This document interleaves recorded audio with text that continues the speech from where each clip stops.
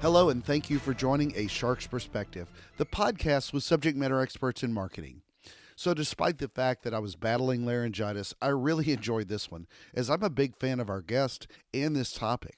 Building your personal brand is different than self promotion, and it's not easy for everyone to recognize that.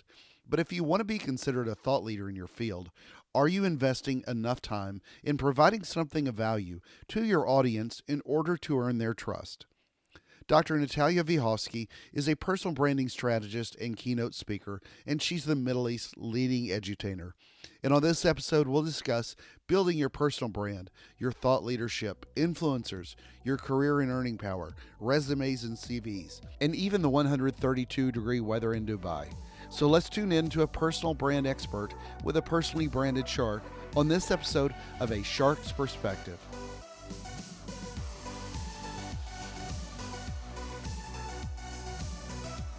Dr. Natalia, thank you so much for joining me today on A Shark's Perspective. If you would, please tell us a little bit about your background and your story and your life and your career to date. Sure. Thanks so much, Kenneth, for having me Of over. course. I think I'll start with my studies. I think that's always a good starting point. So I'm originally from Germany. I'm from Hanover, and I studied social science. And when you do that, you will understand very quickly that the right job doesn't exist and that you can work somehow everywhere, but also nowhere. So I started, literally, my first job was abroad in the UAE when I was, I think, 23. And I worked for the government of Abu Dhabi. And that was in the sector, in the educational sector. And my job was to set up a library from scratch for Emirati students. Exciting. And then I moved to Dubai, worked in the private economy in logistics and supply chain, took over a marketing/sales position, and realized after 2.5 years, amazing. Everybody thinks I'm successful. Everybody sees me as a role model, but I am unhappy. I don't understand what success means. And I'm living a weird lie towards myself, thinking that I'll be happy in my next job. And this is not why I'm here. I felt like a wasted resource. I was sort of depressed. I was low on energy. So, to cut a long story short, I quit my job, went on a sabbatical, unlearned everything that I've ever knew, and failed myself up to my dream lifestyle and career, which is being a personal branding strategist and a keynote speaker. So, a question about where you live today. So, what in the world made you choose to stay in Dubai? I mean, the palm trees and the water are beautiful, but isn't it 200 degrees every day in the summer? Yeah, in summer we have, what is it, 56, 57 degrees Celsius. Oh, Not sure how much that is in Fahrenheit. But yeah, that is quite challenging. But hey, I think that every country, every culture has its challenges. What I absolutely admire and love about Dubai is its mindset. The city believes in being the best, to becoming the best, doing the best, to stand out, sure. to deliver, to perform. They think big and bigger and the biggest. You hmm have people from all around the world, so it's literally, I think, around 200 different cultures here. So you always learn something new. You question your own values and your way of looking at life. The sunshine is great, Oh, yeah. and well, to be honest, the tax situation is also pretty Yeah, I good. bet. Well, it does beat the German winters, but 56 degrees Celsius is 132.8 degrees Fahrenheit. So it's a little bit warm. So let's dive into the topic of the day, and that's personal branding strategy. What is Mhm. personal branding and what is it not? If you will, help us differentiate what a personal brand is from a self promoter. I mean, obviously, there's a huge difference between someone who's uber focused on their personal brand and someone who takes an exorbitant amount of selfies for their Instagram feed. So, Doc, what is personal branding versus self promotion and the role of digitalization? Sure. So the most known quote when it comes to branding comes from Jeff Bezos, who apparently once said, "Your brand is what other people say about you when you're not in the room." hmm So a lot of people deduct from it that your personal brand or your brand is just your reputation. I think that's just part of the truth. Your brand is also the way you move, the way you talk, the way you make people feel, the colors and outfits that you wear. It is some sort of a career insurance that you can always fall back to. It is a concept that really describes everything around you, what you stand for, what's important to you.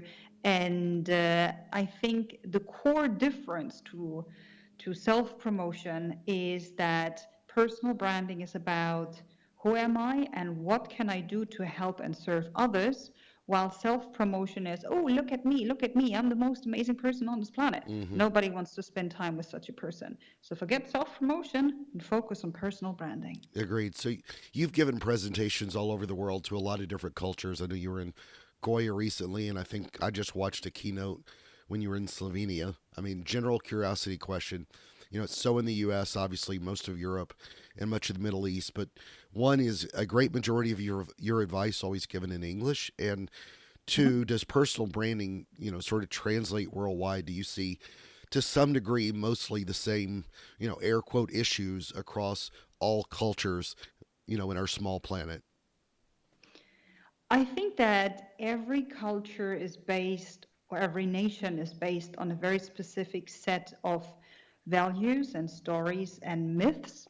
I think a great book when it comes to that is Sapiens by Yuval Noah Right. Harari. This book is eye opening. Hmm. So, knowing that personal branding will always be slightly different from culture to culture or nation to Sure. nation. For example, when I compare the American mindset, let's assume for a second that the American mindset exists, in direct comparison to the German mindset, because I'm originally from Germany, there's a huge difference how we talk about ourselves and how we present ourselves and market ourselves. From what I understood and what I observed over the last years, the American culture, in the American culture, you celebrate each other when you're successful. You're not ashamed of talking about how much money you make. You go out there and you talk about your dreams, and then you get into action. This Hmm. is the way how an average American or ambitious American would work on his personal brand. While I have the perception or the feeling that in Germany, we are raised in a way that you do not speak about yourself. You don't speak about your expertise. You don't speak about what you've achieved. Because if you speak about that, it means that you are really needy or that everything that you do is just a lie. So I don't know how you would actually then stand out and let people know about you if you would radically follow these rules. But Hmm. there's a big change or shift in the traditional German thinking, if I want to put it that way. So yes, the basics of personal branding are the same, the core strategy, but you need to amend it and adapt it to the local way how the society functions. Yeah, and getting back to the first question, do you give most of your speeches in English? Does it usually everything translate over well across culture? Yes, so I realized that the majority of my clients come from the US or Canada, although there is a big group of Germans and people from Switzerland also, growing. I realized that it makes sense to keep on posting content in English because everybody literally understands Hmm. this language somehow to a certain extent. Sure. Although the German speaking market is coming, is growing, is knocking at my door, that's why I'm working on a German speaking podcast at Oh, the good. moment. So I love the point I've also heard you make in that you become, when you're doing personal branding, you become more aware of what you want to do. And that's a huge deal for a lot of people who truly don't know what they want to do. I still haven't grown up. I mean, I always want to be Batman later at some point in life. But, seriously, how do you help people visualize that self awareness in seeing what they want to do? The majority of people who approach me, they already went through that phase Yeah, of what is it that I want to do. So they work with life coaches, they work with career sure. coaches. They are already experts in what they do. Usually they worked in construction for many years, or they worked in HR, and they worked in marketing, or wherever they worked. And they realized after 3, 4, 5, 10, 15 years, you know what, I still love this industry, but I would like to do that on my own. So Sure. they have found, their calling.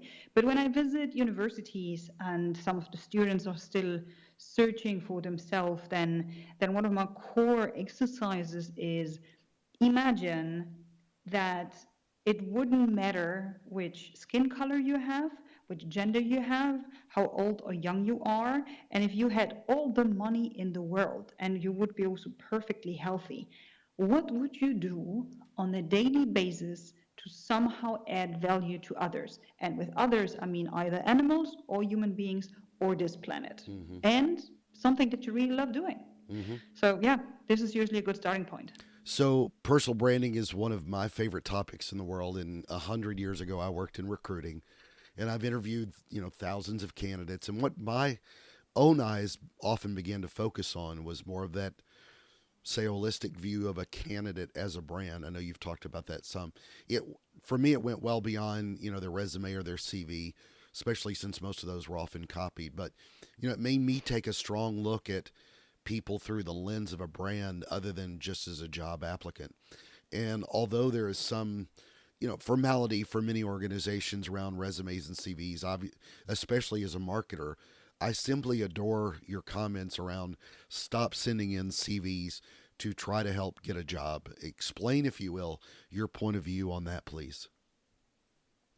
A very, very good point. I do believe that sending out CVs is a very outdated method. I mean, the way how the job market works nowadays, it's very, very complex, and we're bombarded with information. And especially when you're a small company, or you may not have the best software in HR, you may not have a team, then there are people who get 200, 300, 400, 500, 600 CVs. And it's impossible to work through all of that, although you have the best intention and you really want to assure that you're fair. So instead of putting just a number, instead of being just a number or an application, I'm a big believer in creating content, in having an amazing LinkedIn profile, and in helping others solving the problems of your future employers or future clients, giving them an idea of who you are and Oh, so true. what excites you, right? In the end, I mean, I talk to recruiters and I talk to other people, and we need to keep in mind that a job at a job, we spend 8, 9, 10, 11, 12 hours with specific people. So yes, they need to have the knowledge and the expertise. But at the end, we also need to ask ourselves, can I spend that amount of time with a person in that room? Yeah. Can I, fly with that person to a meeting and things like that? So the human factor. Are you a nice human being? Are you somebody that I can spend time with? Is very high. And this is something that you cannot see or read in a standard CV. Yeah, and it's market. You could call it marketing 101 or recruiting 101, helping solve a problem for a customer or a boss. That's what content marketing is. I mean, Yeah. you're putting out content that helps people search for answers to solutions, not here's a date and I was responsible for this at a job. It doesn't resonate anymore. Another one of my favorite things that you talk about is the economic impact of your brand. I mean, you reference a cup of coffee and what we pay for basically, water and a bean and maybe some steamed milk. So perfect example, I paid about $7 for a cup of coffee in Times Square a week ago, and that would basically cost me a lot less if I bought it elsewhere. And yes, the Mhm. taste would be different, but discuss, if you will, how we can earn more with developing our personal brands as well. I do believe that we trust, or the other way around, we invest in the services and products of people that we trust, that we like, that we believe in, that we get maybe even enchanted or So agree. fascinated Yeah. by, right? So nowadays, it's not really about who has the fanciest product, who has the most amazing feature. It's about the stories that you tell. And I mean, look at yourself, look at how you choose your products when you are in the supermarket. When you have a no name brand and a brand that stands for something, you would always go automatically for the brand whose values you know or whose advertising you've seen. Maybe you have laughed about it, maybe it made you smile, maybe it made you think.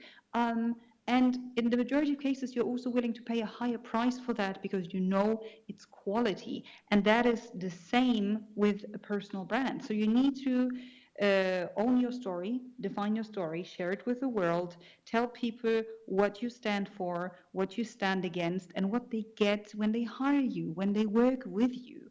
And yeah, along the way, just be an awesome human being once again. And at a specific stage, you will have so many clients, so many customers, so many opportunities that you will need to find a new mechanism to choose these people. And well, in the last stage, there is nothing else that you can do except for increasing your prices in order to, reduce the amount of people, or you come up with with another product for this group, but also position or create something higher. But didn't you reference something like 10 to 25% more earned on average over a lifetime by that more well known brand?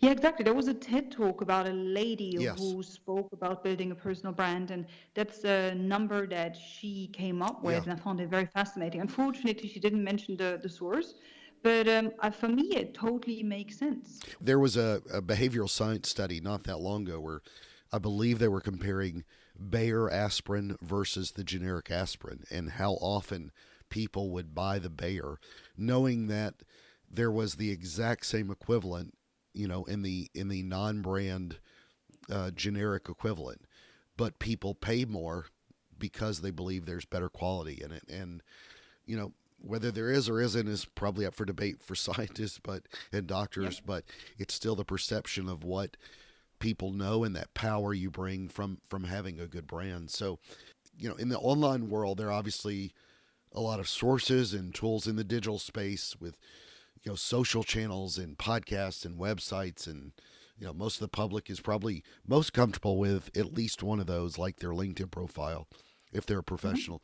But what are the ones that you most often encourage people to build out, and where do you point people in order to get started? That strongly depends on the target that you Sure. have. If you're looking for a job, then I would definitely work on my LinkedIn profile and maybe create a very simple web page or some sort of blog if you want to go totally crazy. If you are somebody who is targeting a group of people who are very much interested in visuals and in beauty and aesthetics, it makes sense to go for a platform like Instagram, Yeah. especially when the target audience might be a little bit younger. If you are a person who absolutely needs videos or expresses him or herself in videos, then I would suggest that you focus on YouTube.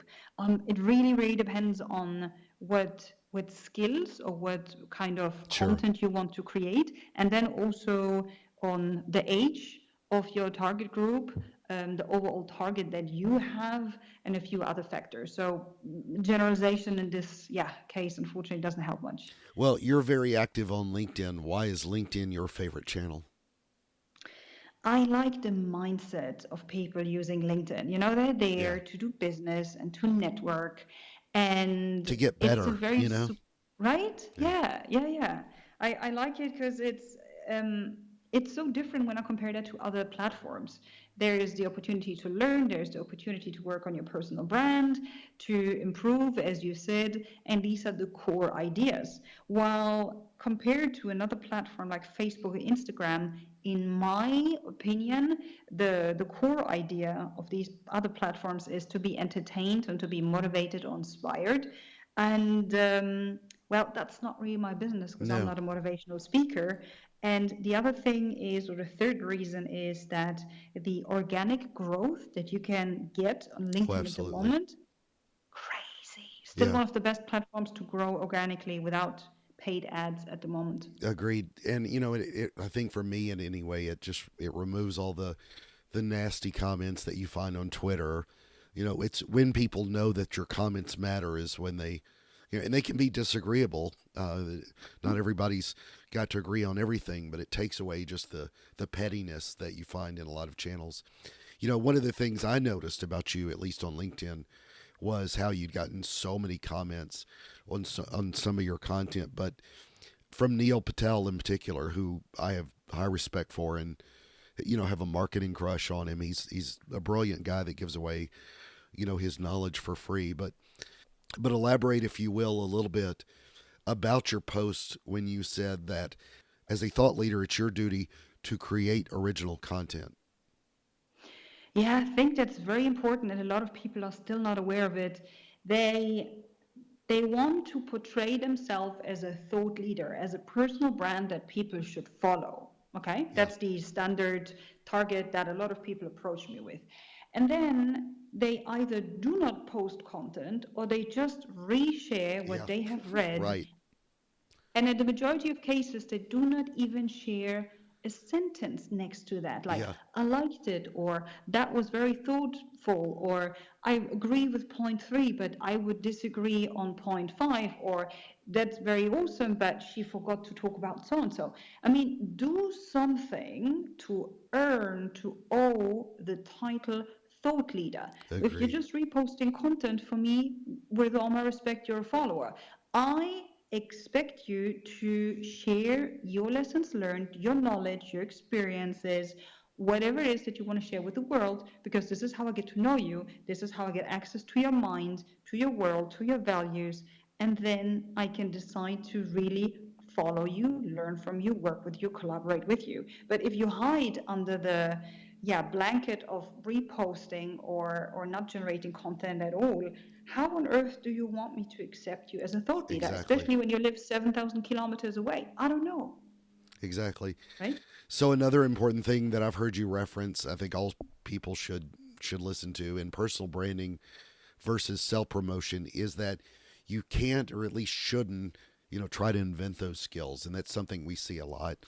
It's one of those things that a lot of influencers struggle with in order to be known, whereas people like me are more focused on being authentic, which, trust far outweighs being known in that world. And personal branding is more of a way to demonstrate your expertise rather than, to me at least, move up in the world with skills that you've Googled or shared, as you just said, but not truly obtained. Elaborate, if you will, a little bit on that point. Yeah, that's also very, very interesting. A lot of people I know, they want to be famous or they want to be an influencer. And the first question that I then ask them, oh, so you want to be an influencer in what? Yeah, What do you want to influence me on? Why would I gift you with my time? Why would I read your content? Why would I have a look at your pictures or consume your videos? You need to add value. You need to somehow again, earn my time, because, these 2 seconds or this 1 minute that I spend on your post, that is 1 minute of my life that I will never ever get exactly. back, if I want to put it in a very radical way. So, this is why personal branding, or the other way around, this is why a thought leadership brand cannot stay a generalist and somebody who didn't specialize. For me, it's very important that you need to become the expert, the specialist, the thought leader, depending on how far you want to grow, in whatever you do. It could be painting, drawing, singing, accounting, um, parenting, whatever it is, but just choose that one thing and polish it and master it and train it, and then make that your thing that you share with the world. So this is why the general approach of I want to be famous or I want to influence will not get you anywhere, except for you won the DNA lottery, and you are a model, and you are willing with sharing pictures of you in exotic beautiful places all the time, and you want to make money with brands approaching you and showing specific or holding specific things into the camera. But this is such a small percentage of people that, for Agreed. me, in my opinion, it's not really worth talking about it. And this is, again, these are not my clients, so Exactly. yeah. Well, and to your, furthermore on your point, people have got to not only just share with the world, but share their point of view to, really earn that value of somebody's time. I mean, it's a beautiful world we live in regards to digital and, the capability of showing your thought leadership, but because there are no walls anymore with personal branding, there's no gatekeepers holding you back, but that also gives you a lot of responsibility to earn that value, just like any other brand would with any other customer. So, is there other advice that you give to, say, different age groups over another? I mean, obviously, millennials always seem like an obvious audience for rebranding on digital channels, but at the same time, so many Gen Xers and baby boomers have, the 20 to 30 years of experience, and really, to me, seem to be the crowd that often hides more, behind not sharing their points of view. Yes, I've just recently worked with my second baby boomer client, and trust me, working with baby boomers can be so much fun because they have so much knowledge, Yeah, so much experience. It's just that very often they didn't grow up with technology, or they right. didn't grow up with Instagram or with Facebook. So some of them might be a little bit shy, and the hurdle of getting yourself in front of the camera, doing that video, is higher when I compare that with, the average Generation X client that I have. Hmm. But once you get these people started, they will excel so much faster, and the value that they will be able to deliver is crazy. Because what I also believe is that you get more authentic and you become more you the older and the more mature you are, at least in the majority of cases. So, baby boomers are in the best situation to polish their personal brand, to understand and learn how social media works, and then just skyrocket their second career or their third career, whatever it is, to the next level. Become a mentor, become a coach, become a speaker, just do something with all of that amazing experience that you have. Just don't settle and play golf and I Right, don't know, right. share it with the world. So, what advice with your clients do you give people to not do when developing their personal brands? I mean, what are the pitfalls? What should they stay away from doing? There is the challenge that I sometimes see, that people create this amazing online brand. Everything is perfect and polished, and you meet them in real life and you see a totally different person. Yeah, sure. That is a problem. I do believe in be the same person online and offline, because this is the only sustainable way. So have the courage to be you and share your journey, and don't make it perfect, because people also don't want that nowadays. Make it good, make it great, but then really be that person that you also are, when you spend time with your family or friends. So that's definitely something that is very important. Yeah, And that's also the reason why personal branding in the end cannot be fake if you do it in a proper way, because it's based on your values and exactly. what you want to do and what, again, you stand for. So instead of looking at other brands and copying and pasting everything, get inspired by them, understand what makes you you, combine that thing, and then just create your own version out of it. So stop copying other people, have the courage to be their own you, real you, authentic you, and then you will also not be fake. There's no way how you can be fake when you design a lifestyle, a job, and a career on your own values, your own targets, with the idea in mind that you're going to help other people and the planet with your expertise. Couldn't agree more. So, Natalia, it's that special time in the show, known from Denver to Dubai, Marrakesh to Memphis. Are you ready for the 5 most important questions that you're going to be asked today? Woohoo, bring it on. All right, here we go. The UAE or Deutschland? The UAE. Philosophy or social science? Philosophy. YouTube, a channel that can store hours and days of video from your fantastic keynote addresses, or your LinkedIn channel and profile? LinkedIn. Agreed. Number 4, Forbes Coaches Council member, an executive coach, or the coach of either, and you get to pick, the national soccer team of Germany or that of the UAE. The first one. Forbes is pretty awesome. Yeah, I bet. And the most important question that you're going to be asked today, and probably the only time that this will be asked to anybody in Dubai, because there are no Cracker Barrels in Dubai. biscuits or cornbread? None of them, because I have a food intolerance against them. Hey, I'm with you there. So, Natalia, that's perfect. Where can people search and find out more about you, follow your thought leadership, hire you to be their personal brand expert, and more? So as you mentioned, I think my LinkedIn profile is a very good source. If you want to know more about or have a few scenes into my daily life, that I would recommend Instagram, especially my Instagram stories. And if you want to know more about how we can work together, so how my one-on-one consulting functions, in which I'll guide you and take you by the hand, teach you how you build a authentic, professional, personal brand on LinkedIn, then check out my blog and webpage, thinknatalia.com. We'll use a phrase that I've always used a lot in my own career, and it's one I love. But that your network is your net worth, and I feel like me and the audience just got a little bit richer today by talking to you. So, thank you so much, Dr. Natalia, for being with us today on A Shark's Perspective. Thank you so much, Kenneth. I really enjoyed our conversation.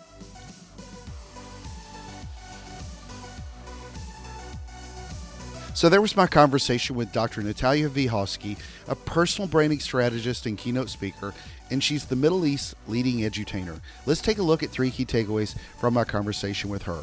First, a lot of people undervalue personal branding in this digital age. They focus a lot, too much sometimes, on reputation. But your personal brand is not just your reputation. It's not just what people say about you when you're not around. As she says, your brand is also the way you move, the way you talk, the way you make people feel, the colors and outfits that you wear. It's some sort of career insurance that you can fall back to. It is a concept that really describes everything around you, what you stand for, what's important to you. And I think the core difference to self-promotion is that personal branding is about who I am and what I can do to help and serve others, while promotion is look at me, I'm the most amazing person on the planet. Forget self-promotion and think personal branding. Well said, Doc. Second, as someone who's also been considered a hiring expert in my life, I couldn't agree more with her that sending out resumes and CVs is so outdated. Create your content, show your expertise, have an amazing LinkedIn profile, show that you can help others solve problems, give your future employers an idea of who you are and what excites you.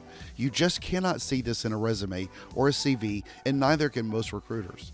Third, she made a comment on a post that I had seen earlier that I think is fantastic for so many out there who want to be considered thought leaders. She said, as a thought leader, it's your duty to create original content. You've got to do something to earn the title of thought leader. She went on to say, I expect you to share your lessons learned, your knowledge, your experiences, whatever it is that you want to share with the world, because this is how I get access to your mind, to your world, to your values. And then I can decide to really follow you, learn from you, work with you, collaborate with you. I agree. For those people who want to be famous and want to be an influencer, remember that you've got to earn someone's value and earn someone's time. Quite simply, you've got to earn someone's trust. Got a question? Send me an email to kenneth@asharksperspective.com. It's been my privilege to spend this time with you in order to discuss another one of the many components that makes up marketing today. So be who you are and share your journey. Be authentic, and as ET said, be good. So join us on the next episode of A Shark's Perspective.